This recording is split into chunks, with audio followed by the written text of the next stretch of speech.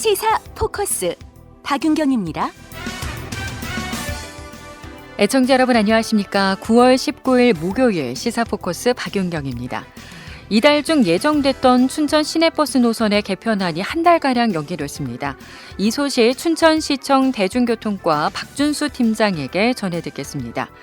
이어서 목요 초대석에선 9월 21일 치매 극복의 날을 맞아 강원도 광역치매센터 주진영 센터장을 스튜디오에 모시고 치매 질환과 광역치매센터의 서비스에 대해서 이야기 나눠보도록 하겠습니다. 광고 듣고 잠시 후 돌아오겠습니다. 네, 당초 이달 중에 예정됐던 춘천 시내버스 노선의 전면 개편안이 연기됐습니다. 어찌된 사정인지 관련해서 이 소식 직접 들어보죠. 춘천시청 대중교통과 박준수 팀장 연결해 보도록 하겠습니다. 안녕하세요, 팀장님. 예, 안녕하세요. 박준수입니다. 네, 반갑습니다. 한 달 만에 뵙게 되는데요. 당초 9월에 춘천 시내버스 개편한 대로 운행이 되기로 했었는데 미뤄졌다고 들었습니다. 이유가 뭔가요? 예, 당초 개편 운영은 말씀하신 대로 오는 23일에 하려고 했는데요. 예. 이번 개편의 핵심 중에 하나가 시내 노선과 읍면 노선을 분리하고 읍면 노선에 버스 몸집을 줄여서 25인승 마을버스를 도입하는 것인데요. 네.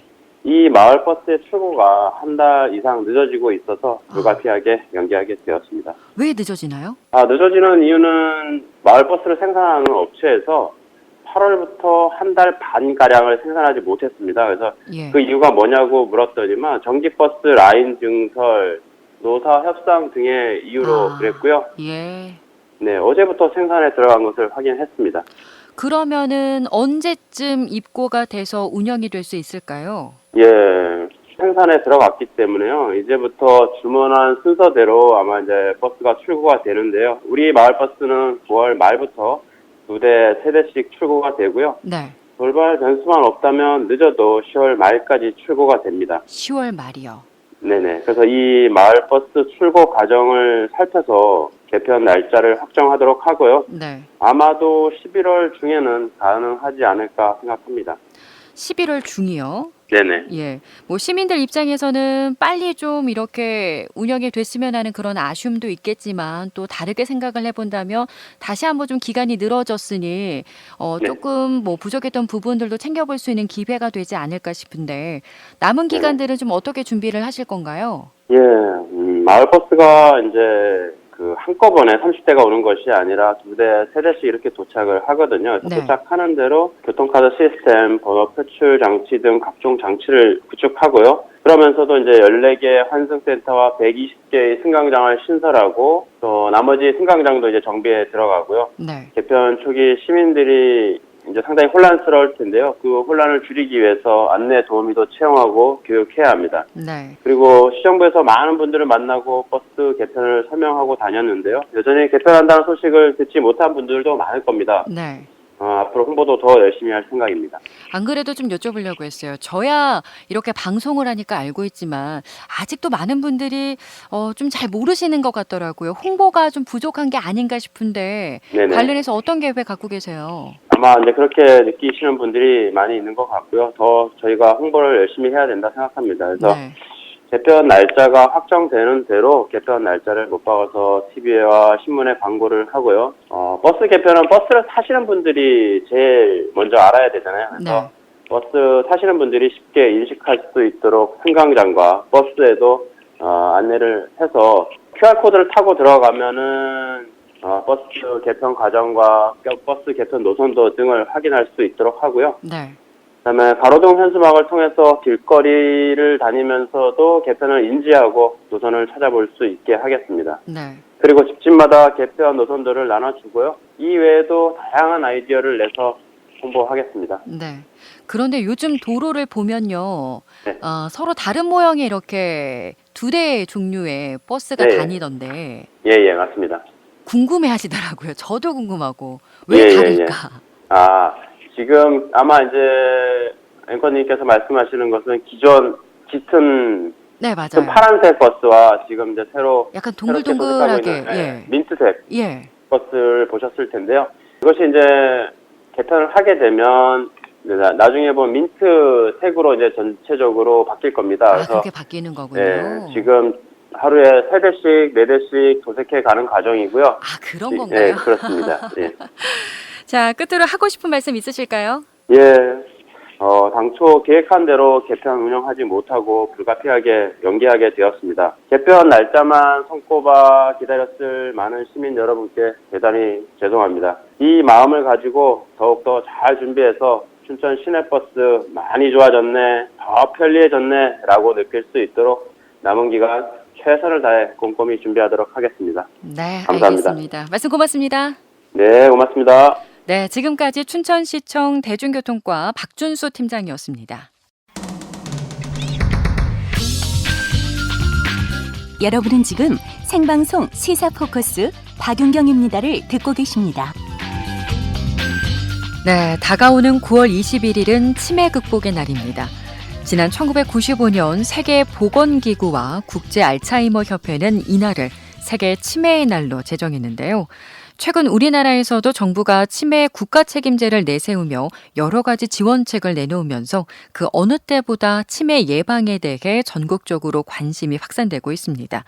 그래서 이번 주 시사 포커스에선 강원도 광역치매센터 주진영 센터장을 스튜디오에 모시고 치매는 어떤 질환이고 이 광역치매센터를 통해서 어떤 예방 서비스를 받을 수 있는지 이야기 나눠보도록 하겠습니다.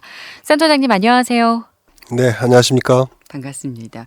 얼마 전에는 전화로 만나 뵀었고요. 이번에 오랜만에 이렇게 또 스튜디오에 모셨는데요.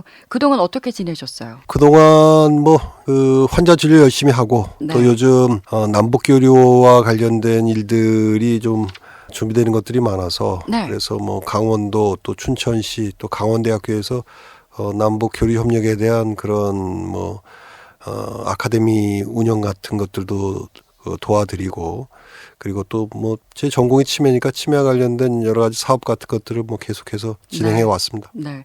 굉장히 담담하게 말씀하시는데 바쁘게 보내셨네요. 예, 하루하루가 금세 가서 예. 1년도 금세 가는 것 같습니다.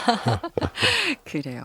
자, 치매가 전공이라고 하셨는데 치매라는 것이 어떤 질환인가요? 요즘은 많이들 알고 계시긴 하지만 이제 나이가 들면서 두뇌의 인지 기능이 이제 확연하게 떨어지는 그런 질환인데 인지 기능이라고 하면은 기억력, 또 판단력, 그 언어 능력 그런 것들이 쭉 포함되어 있는데 그런 인지 기능이 떨어지면서 일상생활에 이제 지장이 생기기 시작하면 이제 치매라고 진단하게 됩니다. 네. 그 예전에 내가 나중에 치매에 걸릴까? 좀 이런 검사가 없을까? 좀 이런 생각도 해본 적이 있었는데 지금의 의료기술로는 좀 이런 부분들이 좀 어떤가요? 현재 의료기술뿐만 아니라 이제 평가를 하는 그런 검사 도구들이 있습니다. 그래요? 그럼 상당수는 웬만큼 정확하게 진단을 할 수 있는데 예. 물론 아주 초기에는 전문가가 좀 정확히 좀 봐야 좀 더 정확하게 진단할 수 있을 가능성이 높아지지만 대개 일찍 또 병원에 모시고 오시면 정확하게 진단을 해드릴 수 있는 경우가 많기는 합니다. 그래요. 자, 지금 강원도 광역치매센터의 센터장으로 계시는데요. 이 센터는 어떤 일을 하는 곳인가요? 주로 이제 강원도청에서 위탁을 해서 하고 있는데 강원도청에서 이제 직접적으로 수행하기 어려운 부분이 있고 전문성이 필요한 부분들이 있으니까 그런 이제 치매와 관련된 여러 가지 사업 기획, 교육 홍보, 18개 시군에 있는 보건소 안심센터에 대한 지원, 네. 그런 것들을 주로 저희가 시행하고 있습니다. 최근 사회적으로 치매 환자를 치료하고 또 관리를 해줘야 한다라는 논의가 그 어느 때보다 좀 활발하게 이루어지고 있습니다. 지금 어느 정도 수준에 와 있는가요? 좀 비교를 해봐야 될 텐데 우리나라의 그 치매 관리 수준은 선진국과도 거의 비견될 수 있을 정도로 웬만큼 상당히 지금은 안정적으로 발전해가고 있지 않나 하는 생각이 듭니다. 물론 아직도 개선해야 될 부분들이 있긴 하지만 그런 개선해야 될 부분에 대해서도 문제점들을 이해하고 있고 관계자들이 해서 앞으로는 그 치매 가족들이나 또 환자분들이 조금 더 나은 서비스를 제공받을 수 있지 않겠나 생각은 들지만 물론 아직도 좀 사각지대가 남아 있는 부분들이 있어서 그런 사각지대들을 좀 완화시킬 수 있는 노력들은 계속 해야 되지 않겠나 하고 생각이 듭니다. 치매 관리 수준이 안정적으로 발전하고 있다라고 말씀을 하셨는데 좀 긍정적으로 평가할 수 있는 부분들 구체적으로 예를 든다면 어떤 것들일까요? 저희가 사실은 지금 같은 관리 시스템을 좀 만들기 위해서 저희 팀에서 거의 20여 년 전서부터 그런 인력 확보, 시설 확보, 법령 제정 그런 것들을 의논하고 있었는데 사실 치매관리법이라는 법안이 만들어졌고 네. 그리고 256개 정도의 보건소 모든 곳에 이제 치매 안심센터가 만들어지고 네. 또 모든 광역지자체에 광역치매센터가 만들어지고 예. 그리고 또 우리나라의 이제 노인 장기 요양 보장 제도가 점점 이제 잘 운영되고 있고 서비스의 범위를 넓혀가고 있고 그런 전반적인 수준에 있어서 과거하고는 사실을 비교할 수 없을 정도로 그 서비스의 제공 체계나 네. 그 수준들이 넓어지고 있는 게 뭐 현실이긴 합니다. 네. 아까 그 보건소에 치매 안심센터가 마련이 돼 있다고 말씀을 하셨는데 이 치매 안심센터라는 곳은 어떤 일을 하고 있나요? 치매 안심센터는 이제 치매 예방을 위한 여러 가지 교육과 홍보 또 치매에 대한 조기 진단을 해서 관련 병원의 의뢰, 가족들에 대한 지원과 교육, 그리고 유관 관련된 단체나 또 유관 기관들과의 그 연계 확보, 그리고 진단받은 환자에 대한 관리 및 연계 그런 네. 다양한 사업들을 하고 있습니다. 그래요. 네. 그 강원도 광역치매센터 이야기도 좀 나눠보려고 하는데 강원도에는 치매 환자가 얼마나 될까요? 강원도의 현재 인구 대비해서 대략 65세 이상의 노인 중에 치매 환자가 한 10.7%로 추정하면 네. 대략적으로 현재 한 4만 명 정도가 치매 환자로 추정이 되고 있습니다. 4만 명 정도요. 네. 우리 강원도 지역에서 치매 환자들이 겪고 있는 어려움들 어떤 것들이 있을까요? 치매라는 질환 자체가 참 본인 및 가족들을 힘들게 하긴 하는데 다른 지역과의 차별성을 얘기한다고 하면은 인구 밀도가 낮고 네. 또 이렇게 그 가까운 곳에 의료기관이나 전문가가 부족하기 때문에 네.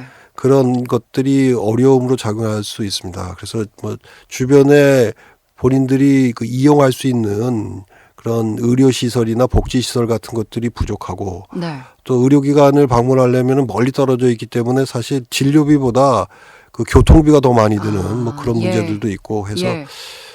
이런 것들을 어떻게 보강해야 될지 지금 고민을 좀 하고 있는 상태입니다. 그 전문 인력이나 시설 부분에서는 아직 부족함이 있군요. 예를 들자면 서울시보다 춘천시가 네. 면적이 1.6배 정도 큽니다. 1.6배 정도. 예. 근데 이제 서울시에는 25개의 치매 안심센터가 있는데 네. 춘천시에는 한 곳에 치매 안심센터가 있습니다. 너무 차이가 많이 나는데요. 예. 그러니까 그 지역 주민들이 받을 수 있는 그런 치매와 관련된 여러 네. 가지 다양한 서비스의 수준이 서울과 비교할 수 없는 상태이긴 합니다. 그렇다 보니까 도내에 이 치매와 관련해서 좀 안타까운 사연들도 있을 것 같아요. 안타까운 사연들은 제가 환자를 보게 되면 참 많죠. 그래서 또 특히 요즘은 이제 독거하시는 분들 그리고 그 자녀들이 좀 돌봐주고 싶지만 자녀들도 다 이제 외지에 나가 있어서 직장 생활하거나 그러면 쉽게 도와드리기 어렵고 네. 또 부부가 치매 걸린 경우들이 요즘 종종 있습니다. 네. 그런 분들은 보면 참 힘들다는 생각이 들죠. 네. 그래서 그렇게 인지 기능이 꽤 떨어진 상태에서 혼자 독거를 하시는 분들을 좀 도와주는 서비스들이 이전보다는 많아지긴 했지만 조금 더 강화돼야 될 부분들이 있는 게 사실입니다. 네. 그러면은 우리 강원도민들은 치매 안심센터를 어떻게 활용하면 좋을까요? 그 치매가 이제 생겼을 거라고 좀 걱정이 되거나 그러면 저희가 이렇게 홍보 전단지 같은 것들을 다 해서 전화번호 같은 것들을 좀 알리고 있고 네. 그리고 그래서 보건소에다가 연락을 해 주시면 그 대표 전화를 알려줄 거기 때문에 그 전화로 연락을 해서 일정들을 잡고 찾아가서 상의를 하시면 좀 더 쉽게 이용할 수 있을 겁니다. 네. 그리고 이번 주 금요일 날 저녁 11시 50분에 저희가 강원도의 그 치매 안심센터의 역할이나 지금 하고 있는 여러 가지 사업 내용들을 소개해 주는 네. 그 KBS 1방송에서 다큐멘터리를 이번 주 금요일 날 방송합니다. 그래서 그래요. 좀 늦은 시간이긴 하지만 좀 보시게 되면은 어떤 활동을 하고 있고 뭐 어떻게 이용할 수 있고 하는 것들에 대한 좀 이해를 높이는데 도움이 되지 않겠나 생각이 듭니다. 네. 이런 증상이 나타난다면 병원을 한 번쯤 가보시면 좋겠다라고 할 수 있는 좀 치매가 의심될 수 있는 증상들 어떤 것들이 있을까요? 뭐 여러 증상이 있지만 가장 흔한 거는 단기 기억력이 떨어지는 겁니다. 단기 기억력이요. 예. 그래서 들은 얘기를 잘 기억을 못 하고 그래서 뭐 15분, 30분 전에 어떤 얘기를 들었는데 잘 기억을 못 해서 반복해서 물어보거나 반복해서 같은 얘기를 하거나. 네. 예. 그리고 물건을 어디다 뒀는데 잘 기억을 못 해서 네. 자꾸 잊어버린다거나 예. 하는 그런 기억력이 떨어지는 증상이 있거나 그러면 좀 일찍 병원을 방문하셔서 전문 의사하고 좀 상의를 하시는 게 필요한 상황입니다. 이게 아무래도 부모님들이 연세가 들어가시면 자식들 입장에서는 이제 치매에 대한 걱정들이 좀 높아지잖아요. 그럼 막연하게 이런 생각을 해봐요. 만약에 부모님께서 치매에 걸리시게 되면 요양병원에 모시기에도 비용적 부담이 너무 크고 내가 모시자니 그러면 내가 곁에서 하루 종일 부모님들을 케어하는 게 가능할까? 그러면 나는 주변에 안심센터나 이런 것들이 있다고 하는데 나는 어떤 도움을 받을 수 있는 걸까? 좀 이렇게 구체적으로 궁금해하시는 분들도 계실 것 같아요. 그래서 구체적으로 궁금해하시는 분들이 있는데 제가 이제 사실은 병원 진료실에서 뭐 길게 다 설명해 주는 데는 한계가 있어서 기본적인 것들을 설명해 드리고 또 안심센터에 연락처도 알려드리고 그리고 또 일부 분들에 대해서는 치매 콜센터를 소개해 줍니다. 거기 콜센터요. 365일 24시간을 하기 때문에 네. 1899-9988이라고 18세부터의 기억을 99세까지 뭐 이렇게 유지하자 해서 1899고 네. 99세까지 이렇게 팔팔하게 지내자 해서 1899 9988인데 그런 네. 콜센터에다 전화하시면 그런 각종 우리 국가에서 해주는 서비스 또 현재의 증상에 대한 또 설명 뭐 그런 것들을 콜센터 직원들이 해주기 때문에 궁금하시고 상의할 일이 있으면 뭐 언제든지 콜센터 전화를 이용하셔도 됩니다. 앞서 서울시 같은 경우에는 뭐 25개 치매 안심센터가 있지만 춘천 같은 경우에는 이 센터가 한 곳밖에 없을 정도로 인력이나 뭐 시설 면에서 좀 부족한 부분들이 있다고 말씀을 하셨잖아요. 강원도에 광역치매센터장으로 계시면서 이런 부분들이 좀 가장 좀 시급하게 해결이 되고 바뀌었으면 좋겠다 하는 그런 좀 바람이나 안타까움들 어떤 것들이 있으세요?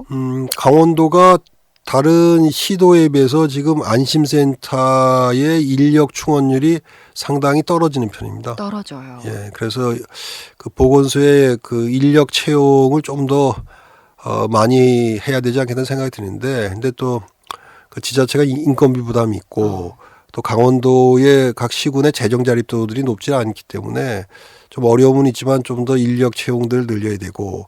또 채용된 인력들의 전문성들을 높여야 될 수 있습니다. 전문성이요. 예.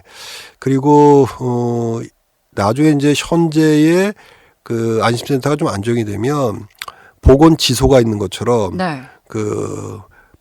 안심센터의 분소 같은 것들을 또 만들고 예. 또 그것도 많이 만들 수도 없기 때문에 필요하면 유관기관 뭐 복지관 같은데 안심센터 직원들을 파견해서 뭐 그렇죠. 하게 한다든지 그래서 유관 아니면 또 그런 주민센터의 공간이나 뭐 그런 것들을 이용한다든지 그래서 네. 있는 시설들을 최대한 활용해서 연계를 시킬 수 있는 방안을 네. 모색하는 게 필요하다고 생각합니다. 그렇게만 된다면 강원도처럼 땅은 넓은데 인구 밀도는 또 낮고 이런 곳에서 조금 더 가깝게 주민들에게 도움을 주실 수 있을 것 같네요. 자, 치매가 이제는 우리나라 문제는 아닌 것 같습니다. 치매에 대한 연구가 전 세계적으로도 많이 하고 관심도 많은데요. 다른 나라들은 이 치매에 대해서 좀 어떻게들 준비하고 있는지 궁금한데요. 선진국 사례들을 좀 알려주실 수 있으실까요? 저희 나라가 이제 치매에 관련된 여러 가지 서비스가 선진국과 비견되게 상당히 그래도 발전해 왔다고 아까도 말씀드렸는데, 네. 지금 문재인 대통령님께서 치매 국가 책임제를 공약을 하시고 네. 지금 또 상당 부분 추진되고 있는데 사실 우리나라만 대통령이 그 뭐 치매 국가 책임제를 얘기하는 게 아니라 수년 전부터 G7의 그 수상이나 대통령들이 치매라는 주제 하나로 모여서 그 회의를 하기도 했습니다. 그리고 영국 관저 같은 경우에는 그 관저 바깥에 디멘처 프렌드라고 그런 엠블럼을 붙여가지고 네. 그런 디멘처 프렌드들을 그 모집하는 그런 행사들도 하고 있고 그래서 네. 다른 국가들도 그 1차 진료이들 그 처음에 환자를 그 진료하게 된 1차 진료이들의 조기 진단의 능력들을 배가시킬 수 있는 그런 조기 진단 같은 것들도 하고 예. 또 우리나라가 이런 그 노인 장기 요양 보장 제도를 독일과 일본의 제도들을 상당히 들여왔는데 네. 그런 곳에서도 그런 뭐 시설 서비스 또 지역 서비스 하는 것들을 지속적으로 하고 그리고 조금 더 저희 나라하고 비교해서 좀 시설을 잘 갖춘 그 선진국들도 있고 그러니까 그런 시설 같은 데 공간이라든지 채광이라든지 또 뭐 그 활동을 할 수 있는 여지라든지 그런 것도 좀 더 나은 그 뭐 국가들도 있고 뭐 저희들 뭐 한국에서도 뭐 좋은 시설도 있긴 하지만 그래서 그런 다양한 서비스들이 이루어지는 것들은 뭐 유사하지 않나 하고 그렇게 생각을 하고 있고 저희들도 늘 저 국외 사례들을 보면서 우리가 좀 받아들일 것들은 좀 계속 개선을 하려고 하는 그런 노력들을 해오고 있기 때문에 뭐 다른 국가가 우리나라보다 더 많이 잘하는 게 아닐까 하고 이렇게 너무 걱정은 안 하셔도 되지 않겠나 생각이 듭니다. 네. 혹시 뭐 이런 부분들은 우리도 한번 뭐 도입을 해봤으면 좋겠다는 그런 것들도 있을까요? 예, 제가 또 보건복지부의 관계자들하고 그 스마트 헬스케어, 그러니까 스마트 헬스케어. 요즘 뭐 이전은 이제 원격 진료라고도 얘기를 하기도 했는데 네. 일본 같은 경우에는 이런 뭐 스마트폰이나 그런 또 패드 형식의 그 기기를 갖고 가서 원격 처방을 해주는 것들이 이제 법적으로 허용돼 있습니다. 예. 근데 이제 치매 환자들이라든지 여러 그 신체적으로 그 어려움이 많은 분들이 그 병원을 방문하는 게 상당히 어렵기 때문에 예. 현재 그 의사협회에서 상당히 또 다른 의견들이 있지만 그 정부하고 잘 협의를 해서 예. 환자들 중심으로 또 가족들 중심으로 어떤 서비스를 하는 것들이 네. 그 좀 좋은가 물론 네. 또 안전성의 문제는 또 어떻게 좀 보완할까 그런 것들을 해서 그런 스마트 헬스케어들이 조금 더 보강되는 게 특히 강원도 지역처럼 이렇게 그 의료기관이 적고 네. 또 의사 전문 인력이 부족한 곳은 그런 것들을 좀 더 강화하는 게 필요하지 않겠나 하는 그 생각이 들긴 합니다. 그래요. 그렇게 되면은 뭐 사회복지사들이 이렇게 독거노인 어르신들 방문하실 때 원격으로 의사들과 이렇게 진료하실 수 있도록 해줄 수 있는 거네요. 지금은 사회복지사에 간호사들이 방문했을 때 간호사들이. 간호사들이 이렇게 환자 상태에 대해서 의논하고 네. 또 거기에 대해서 이제 또 처방을 받거나 하는 그런 서비스들을 그 강원도에서 그런 규제 특구로 지정을 해서 하려고 하는 노력은 하는데 아직 뭐 본격적인 시작은 못 하고 있습니다. 그래요. 그렇게 된다면 조금 사각지대가 해소되지 않을까 하는 그런 생각도 드는데요. 일단은 우리 주변에 안심센터 또 광역치매센터가 있으니까 도움이 필요하신 분들은 적극 좀 활용하시고 이용하시면 좋을 것 같은데 끝으로 강원도 광역치매센터를 좀 홍보하는 말씀을 해주실까요? 예, 강원도 광역치매센터는 강원도에 계시는 치매 그 어르신이나 가족들을 적극적으로 지원하기 위해서 다양한 활동들을 하고 있습니다. 그리고 올해는 주로 이제 새로 생기는 그 치매 안심센터들을 적극적으로 도와주기 위해서를 활동을 하고 있는데 아까도 얘기한 것처럼 뭐 시간이 되시면 이번 주에 방영하는 다큐멘터리도 좀 많이 봐주시고 또 저희가 로고송을 만들었습니다. 그래서 11월부터 또 라디오 방송도 좀 하려고 그러고 또 로고송에다가 또 동영상도 만들어서 CF도 좀 하려고 하는데 좀 많은 관심과 또 지원을 부탁드리겠습니다. 그리고 끝으로 이 9월이 치매 극복의 달이던데 관련해서 뭐 센터 차원에서 준비하고 계신 어떤 뭐 계획 있으신가요? 네, 9월 말에 저희가 극복의 날 행사를 해서 또 열심히 하시는 그 도와주시는 개인이나 단체에 대해서 상장도 드리고, 그다음에 강원도 이제 전 지역에서 그 치매의 환자하고 또 가족 또 같이 일하는 보건소 공무원들을 모여서 전체적인 치매 큰 잔치라고 그 춘천의 한 그 컨벤션 센터에서 그런 행사를 하려고 그럽니다. 네. 그래서 그 행사도 좀 한 300여 명 정도가 올 것 같은데 좀 잘 됐으면 하는 바람을 가지고 있습니다. 알겠습니다. 앞으로 강원도 광역치매센터에서 많은 역할들 부탁드리도록 하겠습니다. 말씀 고맙습니다. 네, 감사합니다. 네, 지금까지 주진영 강원도 광역치매센터장과 말씀 나눠봤습니다.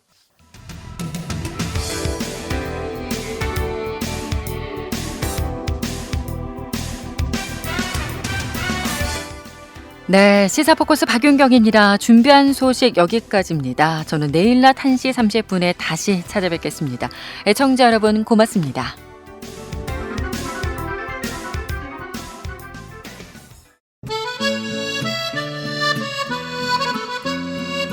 삶이 이렇게 빠르게 달아나고 있는데 정말 철저하게 살고 있지 않다는 생각을 하면 견딜 수가 없어.